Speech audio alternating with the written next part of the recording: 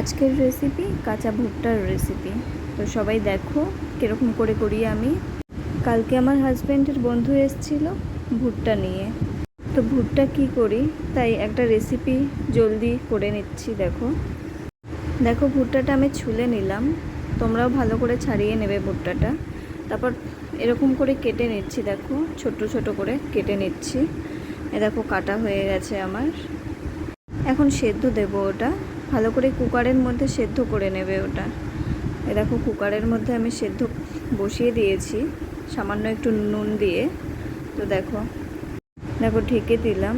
তো দেখো সেদ্ধ হয়ে গেছে, এরকম করে ভালো করে সেদ্ধ করে নেবে। এই দেখো তোমরা এমন করে করে নেবে বাড়িতে।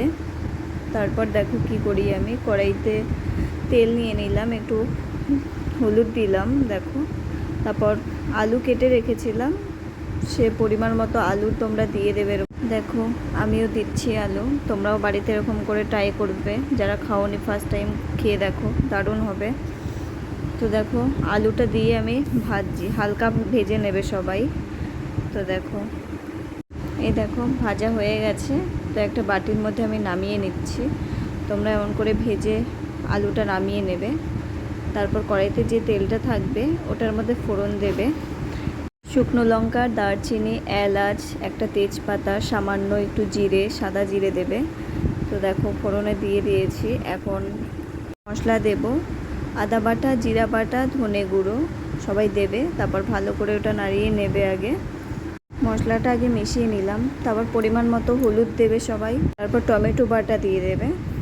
তারপর ভালো করে নাড়িয়ে নেবে, মশলাটা ভালো করে কষিয়ে নেবে সবাই। দেখো আমিও ভালো করে মশলা কষাচ্ছি।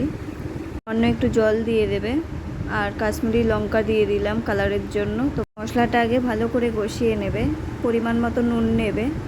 তারপর দেখো ভালো করে আমি মশলাটা নাড়িয়ে নিলাম, ভালো করে কষিয়ে নেবে তোমরাও। তারপর এখন ওই ভুট্টাগুলো, আমি সেদ্ধ করা ভুট্টাগুলো এখন দিয়ে দিলাম।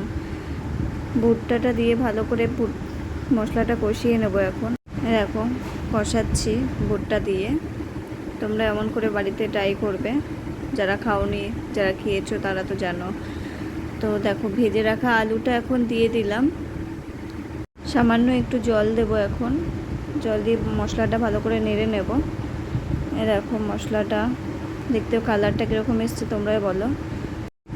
তারপর পরিমাণ মতো জল দিয়ে দেবে সবাই, উষ্ণ গরম জল দেবে। তরকারিতে উষ্ণ গরম জল দিলে তরকারির স্বাদ ভালো হয়। তো দেখো উষ্ণ গরম জল দিয়ে দিয়েছি। দেখো ঢেকে দিয়েছি। একটু গরম মশলা, সামান্য চিনি আর ঘি দিয়ে নাড়িয়ে নিলাম। দেখো তোমরা এরকম করে করে নেবে। তারপর দেখো আমাদের কালারটা কীরকম এসছে। রেসিপিটা অনেক টেস্টি হয়েছে, তোমরাও বাড়িতে এরকম করে ট্রাই করো। এরকম ভালো ভালো রেসিপি দেখতে হলে একটা কমেন্ট করে সবাই জানিয়ে দেবে।